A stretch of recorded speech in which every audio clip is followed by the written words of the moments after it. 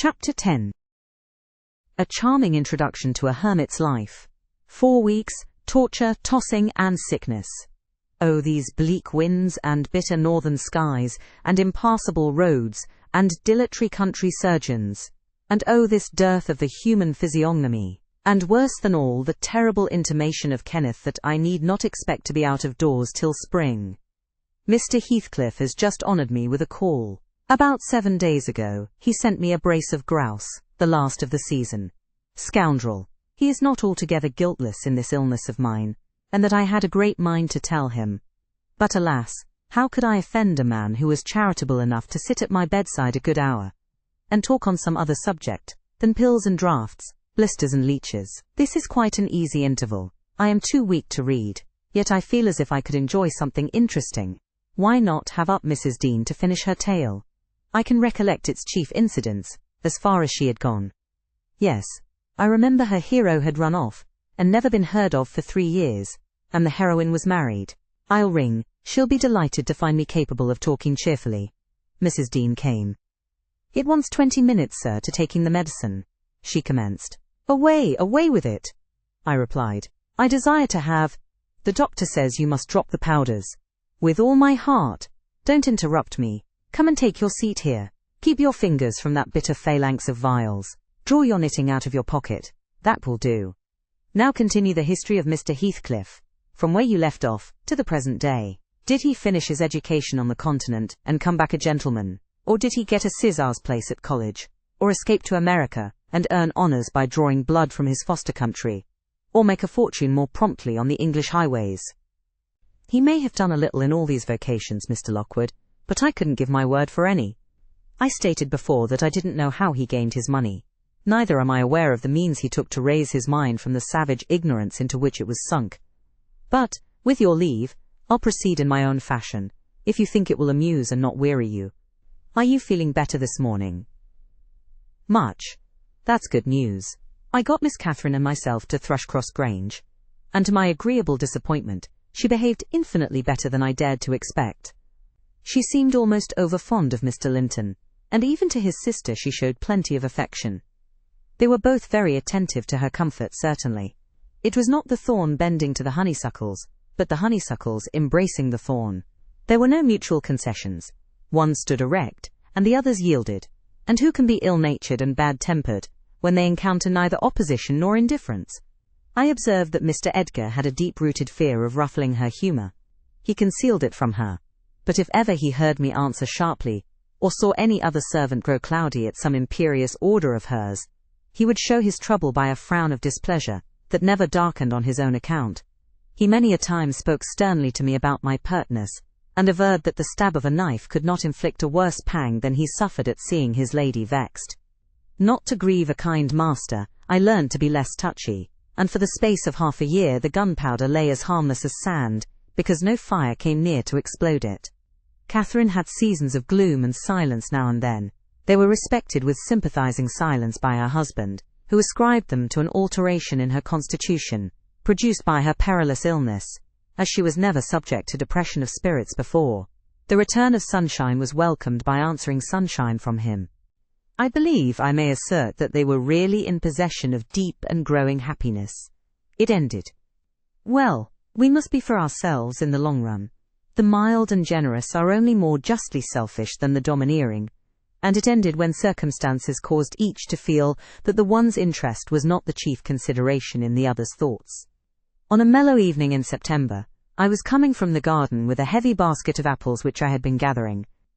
It had got dusk, and the moon looked over the high wall of the court, causing undefined shadows to lurk in the corners of the numerous projecting portions of the building. I set my burden on the house steps by the kitchen door, and lingered to rest, and drew in a few more breaths of the soft, sweet air. My eyes were on the moon, and my back to the entrance, when I heard a voice behind me say, "Nellie, is that you?" It was a deep voice, and foreign in tone, yet there was something in the manner of pronouncing my name, which made it sound familiar. I turned about to discover who spoke, fearfully, for the doors were shut, and I had seen nobody on approaching the steps. Something stirred in the porch, and moving nearer I distinguished a tall man dressed in dark clothes, with dark face and hair. He leant against the side, and held his fingers on the latch, as if intending to open for himself. "Who can it be?" I thought. "Mr. Earnshaw! Oh no!" The voice has no resemblance to his. "I have waited here an hour," he resumed, while I continued staring, "and the whole of that time all round has been as still as death. I dared not enter. You do not know me. Look, I'm not a stranger." A ray fell on his features. The cheeks were sallow and half covered with black whiskers, the brows lowering, the eyes deep-set and singular. I remembered the eyes. "What?" I cried, uncertain whether to regard him as a worldly visitor, and I raised my hands in amazement. "What? You come back? Is it really you?" "Is it?" "Yes, Heathcliff," he replied, glancing from me up to the windows, which reflected a score of glittering moons but showed no lights from within. "Are they at home?" "Where is she?"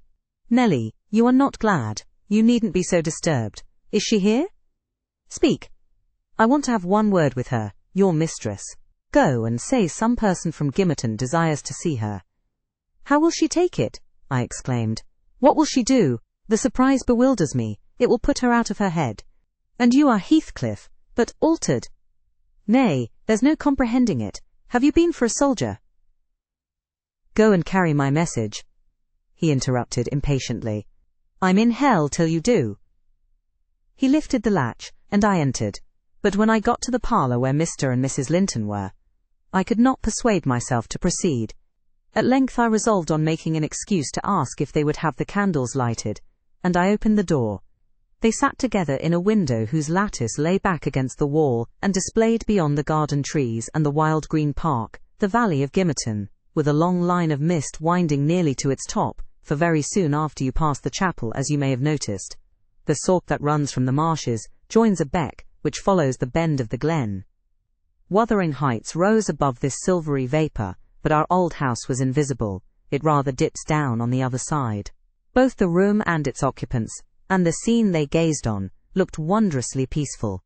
I shrank reluctantly from performing my errand, and was actually going away, leaving it unsaid, after having put my question about the candles, when a sense of my folly compelled me to return and mutter, "A person from Gimmerton wishes to see you, ma'am."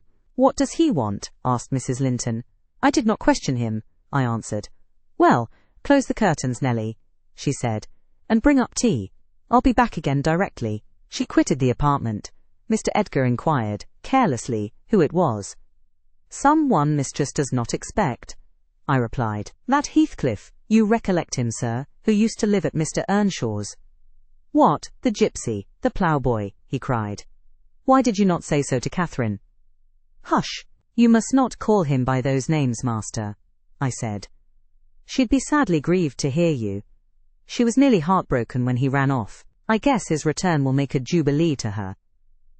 Mr. Linton walked to a window on the other side of the room that overlooked the court. He unfastened it and leant out. I suppose they were below, for he exclaimed quickly, "Don't stand there, love. Bring the person in, if it be anyone particular." Ere long, I heard the click of the latch, and Catherine flew upstairs, breathless and wild, too excited to show gladness. Indeed, by her face, you would rather have surmised an awful calamity. "Oh, Edgar, Edgar," she panted, flinging her arms round his neck. "Oh, Edgar, darling, Heathcliff's come back, he is." And she tightened her embrace to a squeeze. "Well, well," cried her husband crossly, "don't strangle me for that. He never struck me as such a marvellous treasure. There is no need to be frantic." "I know you didn't like him," she answered, repressing a little the intensity of her delight. "Yet for my sake, you must be friends now. Shall I tell him to come up?" "Here," he said, "into the parlour." "Where else?" she asked. He looked vexed, and suggested the kitchen as a more suitable place for him. Mrs. Linton eyed him with a droll expression, half angry, half laughing at his fastidiousness. "No," she added after a while, "I cannot sit in the kitchen. Set 2 tables here, Ellen, one for your master and Miss Isabella, being gentry, the other for Heathcliff and myself, being of the lower orders. Will that please you, dear? Or must I have a fire lighted elsewhere? If so, give directions. I'll run down and secure my guest. I'm afraid the joy is too great to be real." She was about to dart off again, but Edgar arrested her. "You bid him step up," he said, addressing me. And Catherine, try to be glad, without being absurd. The whole household need not witness the sight of your welcoming a runaway servant as a brother. I descended, and found Heathcliff waiting under the porch, evidently anticipating an invitation to enter. He followed my guidance without waste of words, and I ushered him into the presence of the master and mistress, whose flushed cheeks betrayed signs of warm talking. But the ladies glowed with another feeling, when her friend appeared at the door.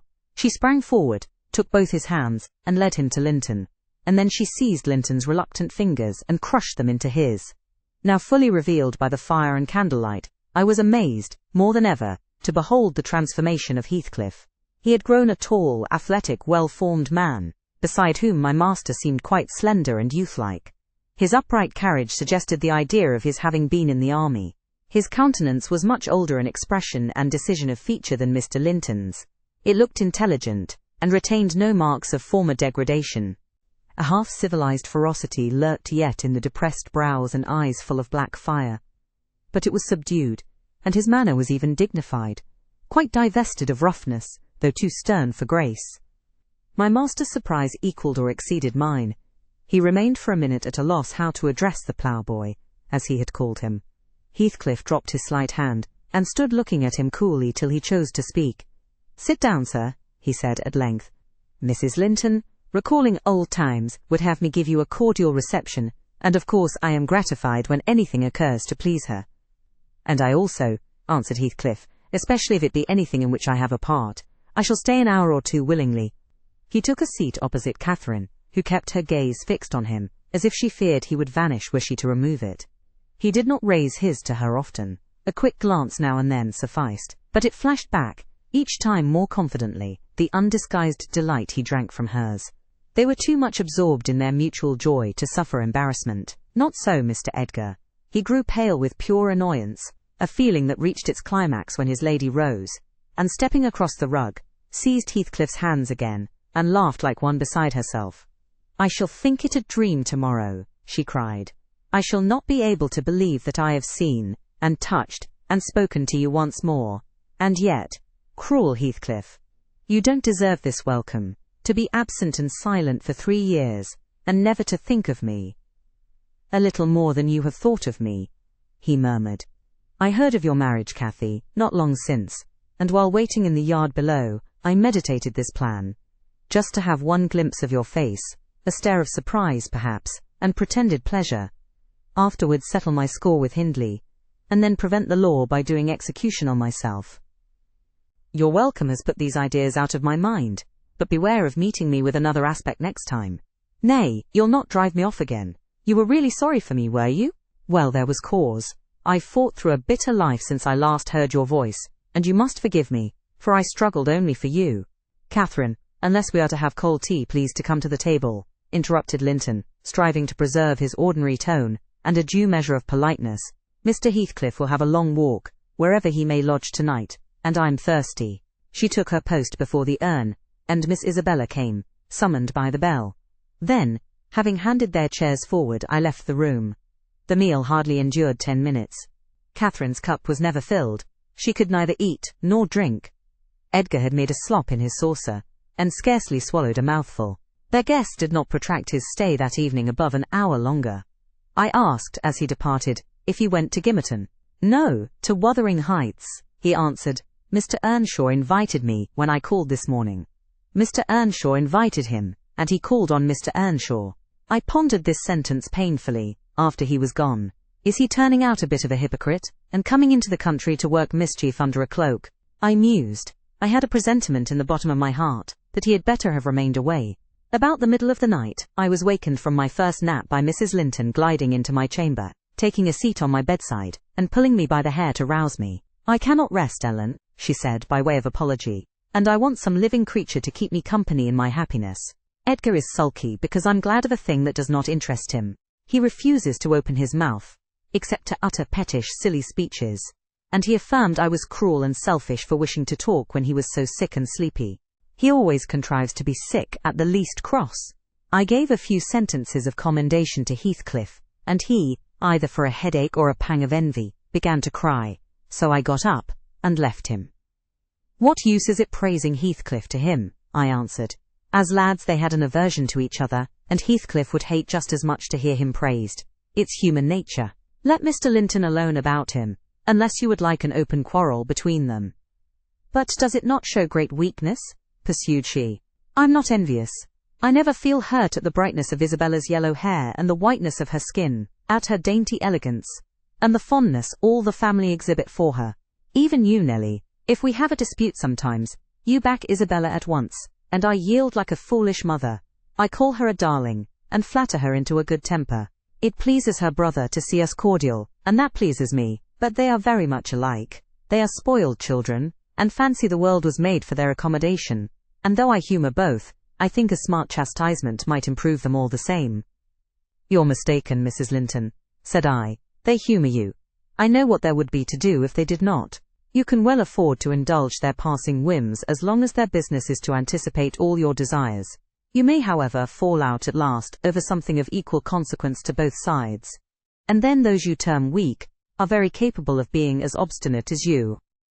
And then we shall fight to the death, shan't we, Nelly? She returned, laughing. No, I tell you, I have such faith in Linton's love that I believe I might kill him, and he wouldn't wish to retaliate. I advised her to value him the more for his affection. I do, she answered, but he needn't resort to whining for trifles. It is childish. And, instead of melting into tears because I said that Heathcliff was now worthy of anyone's regard, and it would honour the first gentleman in the country to be his friend, he ought to have said it for me, and been delighted from sympathy. He must get accustomed to him, and he may as well like him. Considering how Heathcliff has reason to object to him, I'm sure he behaved excellently. What do you think of his going to Wuthering Heights? I inquired. He is reformed in every respect, apparently, quite a Christian, offering the right hand of fellowship to his enemies all around. He explained it, she replied. I wonder as much as you. He said he called to gather information concerning me from you, supposing you resided there still. And Joseph told Hindley, who came out and fell to questioning him of what he had been doing, and how he had been living, and finally, desired him to walk in. There were some persons sitting at cards. Heathcliff joined them. My brother lost some money to him, and finding him plentifully supplied, he requested that he would come again in the evening, to which he consented. Hindley is too reckless to select his acquaintance prudently. He doesn't trouble himself to reflect on the causes he might have for mistrusting one whom he has basely injured. But Heathcliff affirms his principal reason for resuming a connection with his ancient persecutor is a wish to install himself in quarters at walking distance from the Grange, and an attachment to the house where we live together, and likewise a hope that I shall have more opportunities of seeing him there than I could have if he settled in Gimmerton. He means to offer liberal payment for permission to lodge at the Heights, and doubtless my brother's covetousness will prompt him to accept the terms. He was always greedy, though what he grasps with one hand he flings away with the other. It's a nice place for a young man to fix his dwelling in, said I. Have you no fear of the consequences, Mrs. Linton? None for my friend, she replied. His strong head will keep him from danger. A little for Hindley, but he can't be made morally worse than he is, and I stand between him and bodily harm. The event of this evening has reconciled me to God and humanity. I had risen in angry rebellion against Providence. Oh, I've endured very, very bitter misery, Nelly. If that creature knew how bitter, he'd be ashamed to cloud its removal with idle petulance. It was kindness for him which induced me to bear it alone. Had I expressed the agony I frequently felt, he would have been taught to long for its alleviation as ardently as I. However, it's over, and I'll take no revenge on his folly. I can afford to suffer anything hereafter. Should the meanest thing alive slap me on the cheek, I'd not only turn the other, but I'd ask pardon for provoking it, and as a proof, I'll go make my peace with Edgar instantly. Good night, I'm an angel. In this self-complacent conviction, she departed, and the success of her fulfilled resolution was obvious on the morrow. Mr. Linton had not only abjured his peevishness, though his spirits seemed still subdued by Catherine's exuberance of vivacity, but he ventured no objection to her taking Isabella with her to Wuthering Heights in the afternoon, and she rewarded him with such a summer of sweetness and affection in return as made the house a paradise for several days, both master and servants profiting from the perpetual sunshine. Heathcliff, Mr. Heathcliff, I should say in future, used the liberty of visiting at Thrushcross Grange cautiously. At first, he seemed estimating how far its owner would bear his intrusion. Catherine also deemed it judicious to moderate her expressions of pleasure in receiving him, and he gradually established his right to be expected. He retained a great deal of the reserve for which his boyhood was remarkable, and that served to repress all startling demonstrations of feeling. My master's uneasiness experienced a lull, and further circumstances diverted it into another channel for a space. His new source of trouble sprang from the not-anticipated misfortune of Isabella Linton, evincing a sudden and irresistible attraction towards the tolerated guest. She was at that time a charming young lady of 18, infantile in manners, though possessed of keen wit, keen feelings, and a keen temper too, if irritated. Her brother, who loved her tenderly, was appalled at this fantastic preference. Leaving aside the degradation of an alliance with a nameless man, and the possible fact that his property, in default of heirs male, might pass into such a one's power, he had sense to comprehend Heathcliff's disposition, to know that, though his exterior was altered, his mind was unchangeable and unchanged, and he dreaded that mind. It revolted him. He shrank forebodingly from the idea of committing Isabella to its keeping. He would have recoiled still more had he been aware that her attachment rose unsolicited, and was bestowed where it awakened no reciprocation of sentiment. For the minute he discovered its existence, he laid the blame on Heathcliff's deliberate designing. We had all remarked during some time that Miss Linton fretted and pined over something. She grew cross and wearisome, snapping at and teasing Catherine continually, at the imminent risk of exhausting her limited patience. We excused her, to a certain extent, on the plea of ill health. She was dwindling, and fading before our eyes. But one day, when she had been peculiarly wayward, rejecting her breakfast, complaining that the servants did not do what she told them, that the mistress would allow her to be nothing in the house, and Edgar neglected her, that she had caught a cold with the doors being left open, and we let the parlour fire go out on purpose to vex her, with 100 yet more frivolous accusations, Mrs. Linton peremptorily insisted that she should get to bed, and having scolded her heartily, threatened to send for the doctor. Mention of Kenneth caused her to exclaim instantly that her health was perfect, and it was only Catherine's harshness which made her unhappy. "How can you say I am harsh, you naughty fondling?" cried the mistress, amazed at the unreasonable assertion. "You are surely losing your reason. When have I been harsh, tell me?" "Yesterday," sobbed Isabella. "And now?" "Yesterday," said her sister-in-law. "On what occasion?" "In our walk along the moor. You told me to ramble where I pleased, while you sauntered on with Mr. Heathcliff." "And that's your notion of harshness?" said Catherine, laughing. "It was no hint that your company was superfluous. We didn't care whether you kept with us or not. I merely thought Heathcliff's talk would have nothing entertaining for your ears." "Oh no," wept the young lady. "You wished me away because you knew I liked to be there." "Is she sane?" asked Mrs. Linton, appealing to me. "I'll repeat our conversation, word for word, Isabella, and you point out any charm it could have had for you." "I don't mind the conversation," she answered.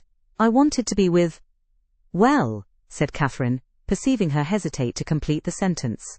"With him, and I won't be always sent off," she continued, kindling up. "You are a dog in the manger, Cathy, and desire no one to be loved but yourself." "You are an impertinent little monkey," exclaimed Mrs. Linton in surprise. "But I'll not believe this idiocy. It is impossible that you can covet the admiration of Heathcliff, that you consider him an agreeable person. I hope I have misunderstood you, Isabella." "No, you have not," said the infatuated girl. "I love him more than ever you loved Edgar, and he might love me if you would let him." "I wouldn't be you for a kingdom then," Catherine declared emphatically, and she seemed to speak sincerely. "Nellie, help me to convince her of her madness. Tell her what Heathcliff is. An unreclaimed creature, without refinement, without cultivation. An arid wilderness of furze and whinstone. I'd as soon put that little canary into the park on a winter's day, as recommend you to bestow your heart on him. It is deplorable ignorance of his character, child, and nothing else, which makes that dream enter your head. Pray don't imagine that he conceals depths of benevolence and affection beneath a stern exterior.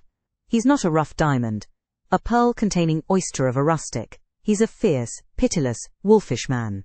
I never say to him, let this or that enemy alone, because it would be ungenerous or cruel to harm them. I say let them alone, because I should hate them to be wronged.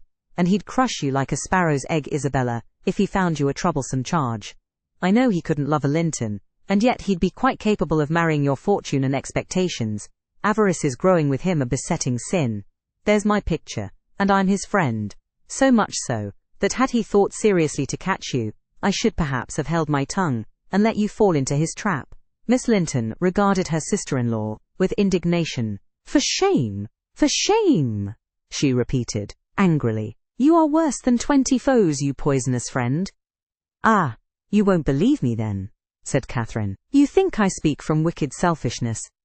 I'm certain you do, retorted Isabella, and I shudder at you. Good, cried the other. Try for yourself, if that be your spirit. I have done, and yield the argument to your saucy insolence. And I must suffer for her egotism, she sobbed, as Mrs. Linton left the room. All is against me. She has blighted my single consolation. But she uttered falsehoods, didn't she? Mr. Heathcliff is not a fiend. He has an honourable soul, and a true one, or how could he remember her? Banish him from your thoughts, miss, I said. He's a bird of bad omen, no mate for you. Mrs. Linton spoke strongly, and yet I can't contradict her. She is better acquainted with his heart than I, or anyone besides, and she never would represent him as worse than he is. Honest people don't hide their deeds. How has he been living? How has he got rich? Why is he staying at Wuthering Heights, the house of a man whom he abhors? They say Mr. Earnshaw is worse and worse since he came. They sit up all night together continually, and Hindley has been borrowing money on his land, and does nothing but play and drink. I heard only a week ago. It was Joseph who told me. I met him at Gimmerton. Nelly, he said we's hae a crowners, questa now, at AHR folks. One on, Elam, Sarmos gettin' his finger cut off hoarding tis, other fro, stickin', hisselin loika kolf, that's meester, ja now, attation, soa up going to tis, grand, sizes. He's known feared bencho, judges, nor the Paul, ner Peter, ner John, ner Matthew, nor known on, loike. He fair likes. He langs to set his brazen face agean 'em. And yon bonny lad Heathcliff, ya mind, he's a rare un. He can girn a laugh as well s'anybody at a rate divil's jest. Does he niver say nowt of his fine living among us, when he goes to tea, Grange? This is tea, way on, tea. Up at sundown, dice, brandy, cloised shutters, and candlelight till next day at noon. Then, tea, foil gangs banning unraving to his chamber, making decent folks dig the fingersy, the lugs for very shame. And the knave, why he can caint his brass, unta art, 8, sleep, off to his neighbours to gossip, way, tea wife. I course, he tells Dame Catherine, how her father's gould runs into his pocket, and her father's son gallops down T, Broad Road, while he flees afore to Oppentee Pikes. Now, Miss Linton, Joseph is an old rascal but no liar, and if his account of Heathcliff's conduct be true, you would never think of desiring such a husband, would you?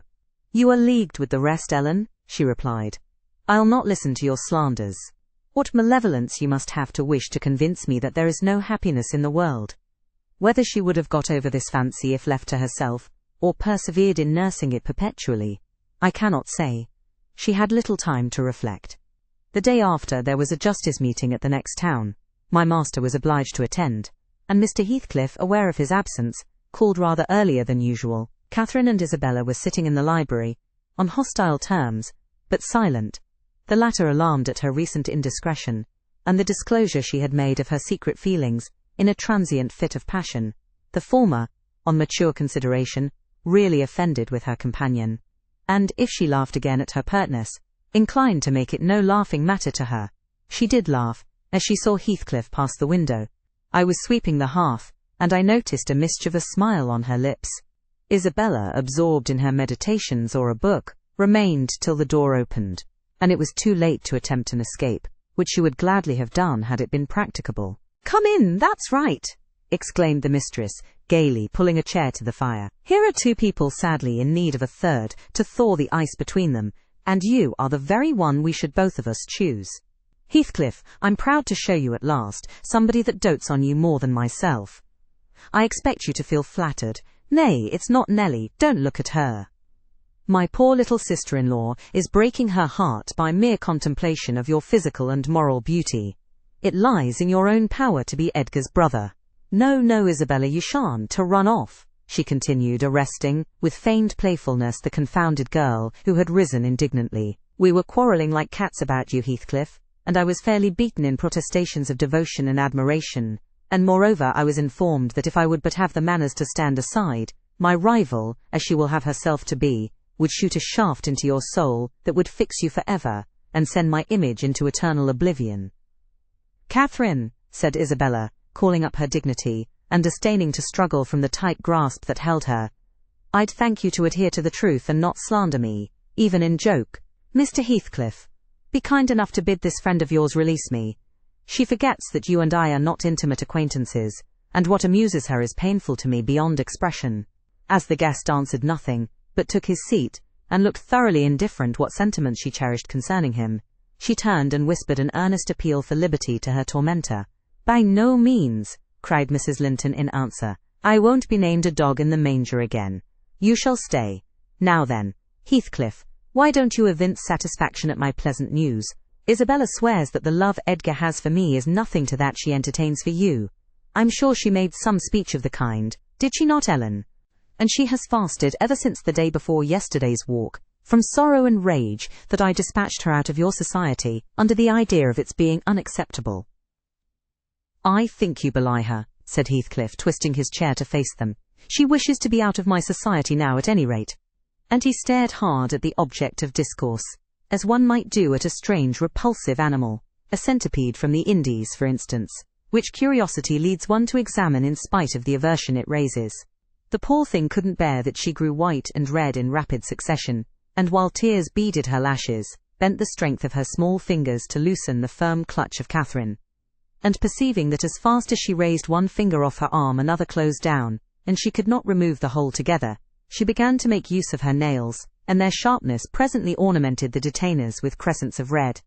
"There's a tigress," exclaimed Mrs. Linton, setting her free, and shaking her hand with pain. "Begone for God's sake, and hide your vixen face. How foolish to reveal those talons to him. Can't you fancy the conclusions he'll draw? Look, Heathcliff, they are instruments that will do execution. You must beware of your eyes. I'd wrench them off her fingers, if they ever menaced me," he answered brutally, when the door had closed after her. "But what did you mean by teasing the creature in that manner, Cathy?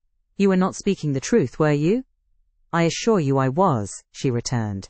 "She has been dying for your sake several weeks, and raving about you this morning, and pouring forth a deluge of abuse, because I represented your failings in a plain light, for the purpose of mitigating her adoration. But don't notice it further. I wish to punish her sauciness, that's all. I like her too well, my dear Heathcliff, to let you absolutely seize and devour her up." "And I like her too ill to attempt it," said he, "except in a very ghoulish fashion. You'd hear of odd things if I lived alone with that mawkish, waxen face. The most ordinary would be painting on its white the colours of the rainbow, and turning the blue eyes black, every day or two. They detestably resemble Linton's." "Delectably," observed Catherine. "They are dove's eyes, angels." "She's her brother's heir, is she not?" he asked, after a brief silence. "I should be sorry to think so," returned his companion. "Half a dozen nephews shall erase her title, please heaven. Abstract your mind from the subject at present. You are too prone to covet your neighbour's goods. Remember, this neighbour's goods are mine." "If they were mine, they would be none the less that," said Heathcliff. "But though Isabella Linton may be silly, she is scarcely mad, and in short we'll dismiss the matter, as you advise." From their tongues they did dismiss it, and Catherine, probably, from her thoughts. The other, I felt certain, recalled it often in the course of the evening. I saw him smile to himself, grin rather, and lapse into ominous musing, whenever Mrs. Linton had occasion to be absent from the apartment. I determined to watch his movements. My heart invariably cleaved to the master's, in preference to Catherine's side, with reason I imagined, for he was kind, and trustful, and honourable, and she could not be called the opposite, yet she seemed to allow herself such wide latitude, that I had little faith in her principles, and still less sympathy for her feelings. I wanted something to happen which might have the effect of freeing both Wuthering Heights and the Grange of Mr. Heathcliff, quietly, leaving us as we had been prior to his advent. His visits were a continual nightmare to me, and, I suspected, to my master also. His abode at the Heights was an oppression past explaining. I felt that God had forsaken the stray sheep there to its own wicked wanderings, and an evil beast prowled between it and the fold, waiting his time to spring and destroy. Chapter 11. Sometimes, while meditating on these things in solitude, I've got up in a sudden terror, and put on my bonnet to go see how all was at the farm. I've persuaded my conscience that it was a duty to warn him how people talked regarding his ways, and then I've recollected his confirmed bad habits, and, hopeless of benefiting him, have flinched from re-entering the dismal house, doubting if I could bear to be taken at my word. One time I passed the old gate, going out of my way, on a journey to Gimmerton. It was about the period that my narrative has reached, a bright frosty afternoon, the ground bare, and the road hard and dry. I came to a stone, where the highway branches off onto the moor at your left hand. A rough sand pillar, with the letters WH cut on its north side, on the east, G, and on the southwest, TG. It serves as a guidepost to the Grange, the Heights, and village. The sun shone yellow on its grey head, reminding me of summer, and I cannot say why, but all at once a gush of child sensations flowed into my heart. Hindley and I held it a favourite spot 20 years before. I gazed long at the weather-worn block, and, stooping down, perceived a hole near the bottom still full of snail shells and pebbles, which we were fond of storing there with more perishable things, and, as fresh as reality, it appeared that I beheld my early playmate seated on the withered turf, his dark, square head bent forward, and his little hand scooping out the earth with a piece of slate. "Poor Hindley," I exclaimed involuntarily. I started. My bodily eye was cheated into a momentary belief that the child lifted its face and stared straight into mine. It vanished in a twinkling, but immediately I felt an irresistible yearning to be at the Heights. Superstition urged me to comply with this impulse. Supposing he should be dead, I thought, or should die soon. Supposing it were a sign of death. The nearer I got to the house, the more agitated I grew, and on catching sight of it, I trembled in every limb. The apparition had outstripped me. It stood looking through the gate. That was my first idea on observing an elf-locked, brown-eyed boy setting his ruddy countenance against the bars. Further reflection suggested this must be Hareton, my Hareton, not altered greatly since I left him, 10 months since. "God bless thee, darling," I cried, forgetting instantaneously my foolish fears. "Hareton, it's Nelly, Nelly, thy nurse." He retreated out of arm's length, and picked up a large flint. "I am come to see thy father, Hareton," I added, guessing from the action that Nelly, if she lived in his memory at all, was not recognized as one with me. He raised his missile to hurl it. I commenced a soothing speech, but could not stay his hand. The stone struck my bonnet. And then ensued, from the stammering lips of the little fellow, a string of curses, which, whether he comprehended them or not, were delivered with practised emphasis, and distorted his baby features into a shocking expression of malignity. You may be certain this grieved more than angered me. Fit to cry, I took an orange from my pocket, and offered it to propitiate him. He hesitated, and then snatched it from my hold, as if he fancied I only intended to tempt and disappoint him. I showed another, keeping it out of his reach. "Who has taught you those fine words, my bairn?" I inquired. "The curate?" "Damn the curate and thee! Gimme me that," he replied. "Tell us where you got your lessons, and you shall have it," said I. "Who's your master?" "Devil Daddy," was his answer. "And what do you learn from Daddy?" I continued. He jumped at the fruit. I raised it higher. "What does he teach you?" I asked. "Naught," said he, "but to keep out of his gate. Daddy cannot bide me, because I swear at him." "Ah, and the devil teaches you to swear at Daddy?" I observed. "Aye, nay," he drawled. "Who then?" "Heathcliff." I asked if he liked Mr. Heathcliff. "Aye," he answered again.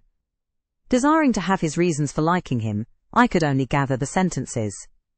"I know'n't. He pays Dad back what he gies to me. He curses Daddy for cursing me. He says I mun do as I will."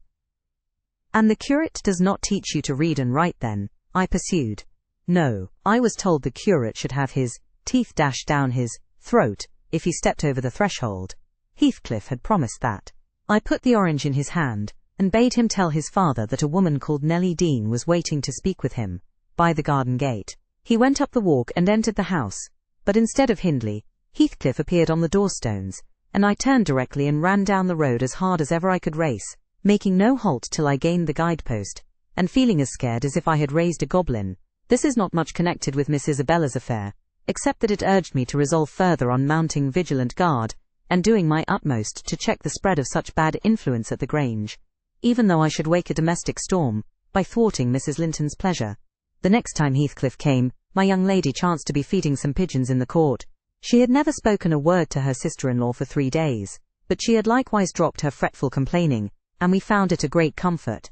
Heathcliff had not the habit of bestowing a single unnecessary civility on Miss Linton, I knew. Now, as soon as he beheld her, his first precaution was to take a sweeping survey of the house front. I was standing by the kitchen window, but I drew out of sight. He then stepped across the pavement to her and said something. She seemed embarrassed and desirous of getting away. To prevent it, he laid his hand on her arm. She averted her face. He apparently put some question which she had no mind to answer. There was another rapid glance at the house, and supposing himself unseen, the scoundrel had the impudence to embrace her. "Judas! Traitor!" I ejaculated. "You are a hypocrite too, are you? A deliberate deceiver." "Who is Nellie?" said Catherine's voice at my elbow. I had been over-intent on watching the pair outside to mark her entrance. "Your worthless friend," I answered warmly. "The sneaking rascal yonder. Ah, he has caught a glimpse of us. He is coming in. I wonder will he have the heart to find a plausible excuse for making love to Miss, when he told you he hated her." Mrs. Linton saw Isabella tear herself free and run into the garden, and a minute after, Heathcliff opened the door. I couldn't withhold giving some loose to my indignation, but Catherine angrily insisted on silence, and threatened to order me out of the kitchen, if I dared to be so presumptuous as to put in my insolent tongue. "To hear you, people might think you were the mistress," she cried. "You want setting down in your right place. Heathcliff, what are you about, raising this stir? I said you must let Isabella alone. I beg you will, unless you are tired of being received here, and wish Linton to draw the bolts against you." "God forbid that he should try," answered the black villain. I detested him just then. "God keep him meek and patient. Every day I grow madder after sending him to heaven." "Hush," said Catherine, shutting the inner door. "Don't vex me. Why have you disregarded my request? Did she come across you on purpose?" "What is it to you?" he growled. "I have a right to kiss her if she chooses, and you have no right to object. I am not your husband, you needn't be jealous of me." "I'm not jealous of you," replied the mistress. "I'm jealous for you. Clear your face. You shan't to scowl at me. If you like Isabella, you shall marry her." "But do you like her? Tell the truth, Heathcliff. There, you won't answer. I'm certain you don't." "And would Mr. Linton approve of his sister marrying that man?" I inquired. "Mr. Linton should approve," returned my lady decisively. "He might spare himself the trouble," said Heathcliff. "I could do as well without his approbation. And as to you, Catherine, I have a mind to speak a few words now, while we are at it. I want you to be aware that I know you have treated me infernally." "Infernally? Do you hear? And if you flatter yourself that I don't perceive it, you are a fool. And if you think I can be consoled by sweet words, you are an idiot. And if you fancy I'll suffer unrevenged, I'll convince you of the contrary in a very little while. Meantime, thank you for telling me your sister-in-law's secret. I swear I'll make the most of it, and stand you aside." "What new phase of his character is this?" exclaimed Mrs. Linton in amazement. "I've treated you infernally, and you'll take your revenge. How will you take it, ungrateful brute? How have I treated you infernally?"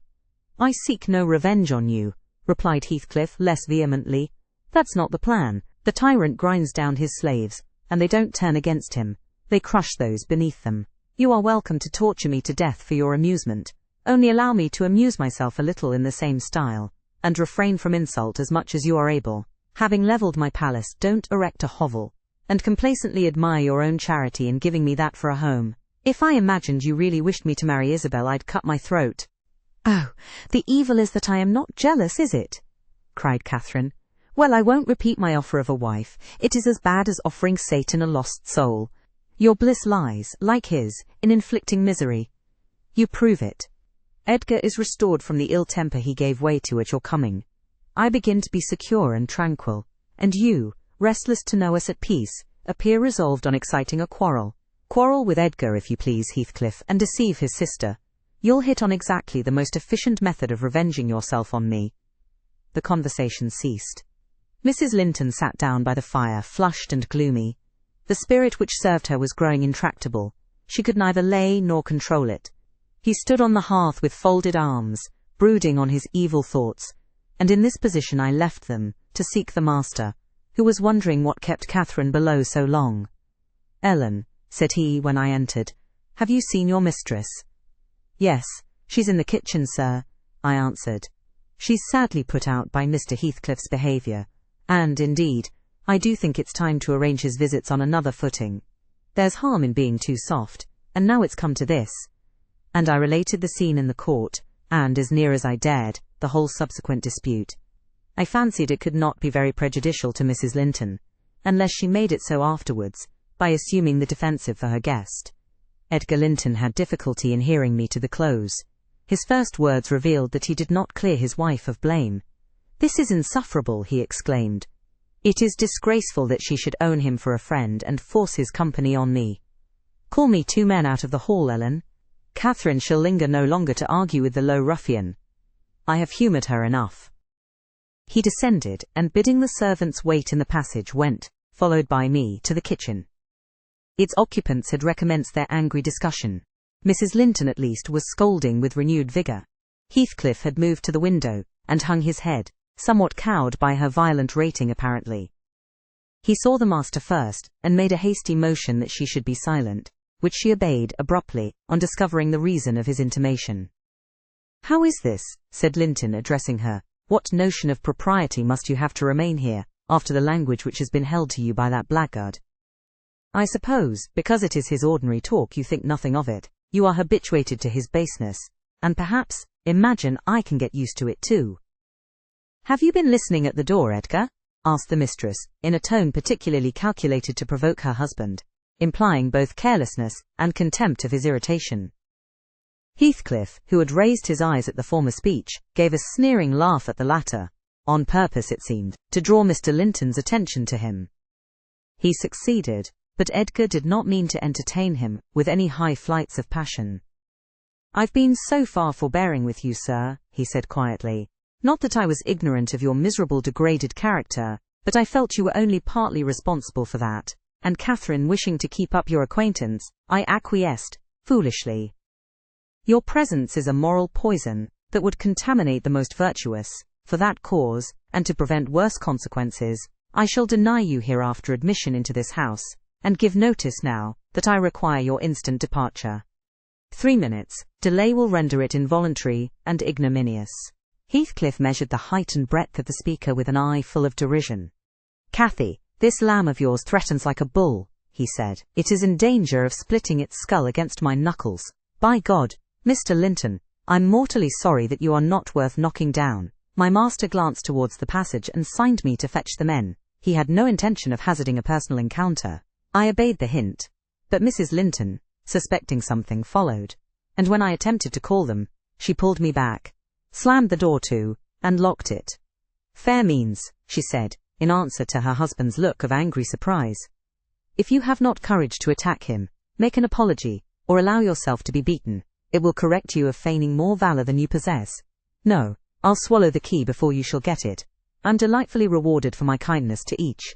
After constant indulgence of one's weak nature, and the other's bad one, I earn for thanks 2 samples of blind ingratitude, stupid to absurdity. Edgar, I was defending you and yours, and I wish Heathcliff may flog you sick, for daring to think an evil thought of me." It did not need the medium of a flogging to produce that effect on the master. He tried to wrest the key from Catherine's grasp, and for safety she flung it into the hottest part of the fire, whereupon Mr. Edgar was taken with a nervous trembling, and his countenance grew deadly pale. For his life he could not avert that excess of emotion. Mingled anguish and humiliation overcame him completely. He leant on the back of a chair and covered his face. "Oh heavens, in old days this would win you knighthood," exclaimed Mrs. Linton. "We are vanquished. We are vanquished. Heathcliff would as soon lift a finger at you as the king would march his army against a colony of mice. Cheer up, you shan't be hurt. Your type is not a lamb, it's a sucking leveret." "I wish you joy of the milk-blooded coward, Cathy," said her friend. "I compliment you on your taste, and that is the slavering, shivering thing you preferred to me. I would not strike him with my fist, but I'd kick him with my foot, and experience considerable satisfaction. Is he weeping, or is he going to faint for fear?" The fellow approached and gave the chair on which Linton rested a push. He'd better have kept his distance. My master quickly sprang erect, and struck him full on the throat, a blow that would have levelled a slighter man. It took his breath for a minute, and while he choked, Mr. Linton walked out by the back door into the yard, and from thence to the front entrance. "There! You've done with coming here," cried Catherine. "Get away now, he'll return with a brace of pistols and 6 assistants." If he did overhear us, of course he'd never forgive you. You've played me an ill turn, Heathcliff. But go, make haste. I'd rather see Edgar at bay than you.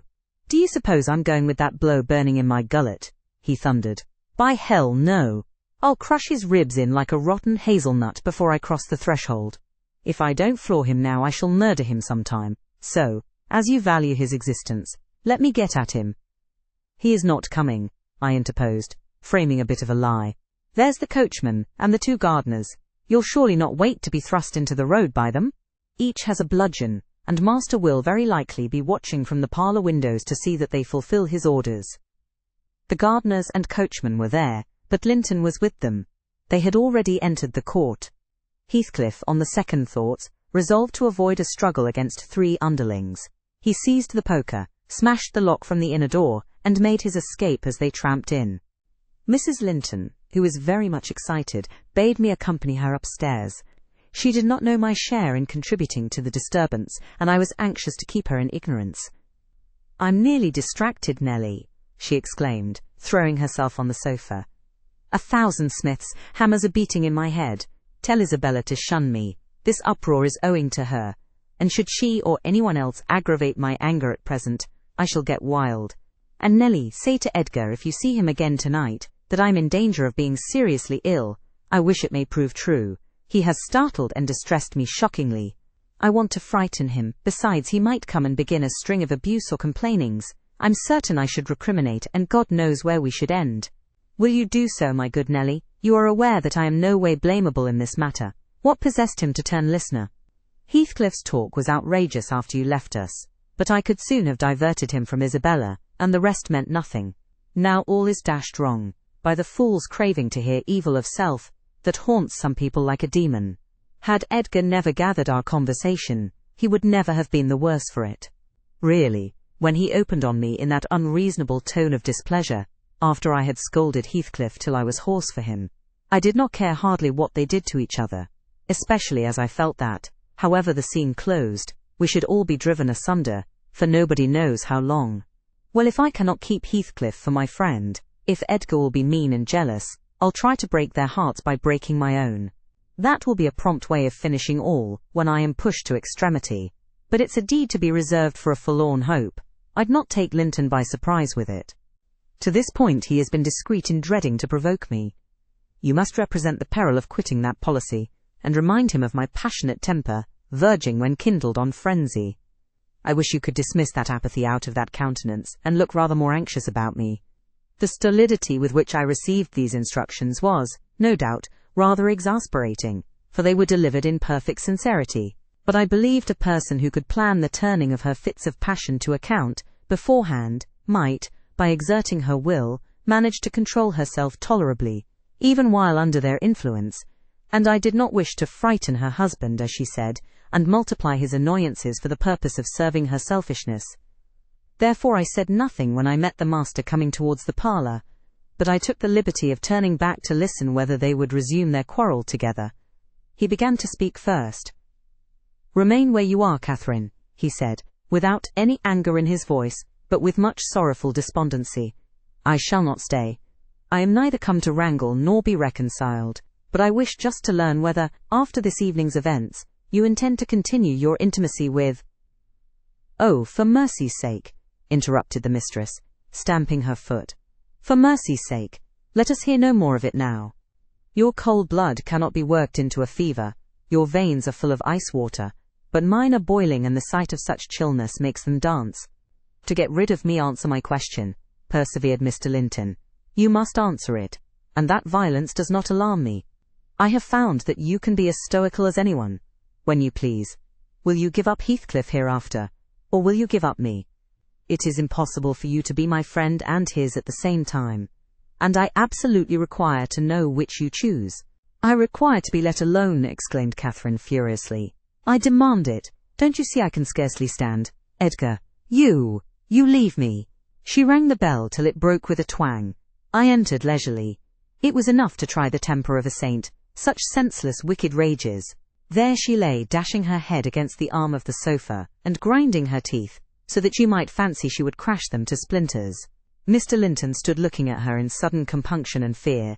He told me to fetch some water. She had no breath for speaking.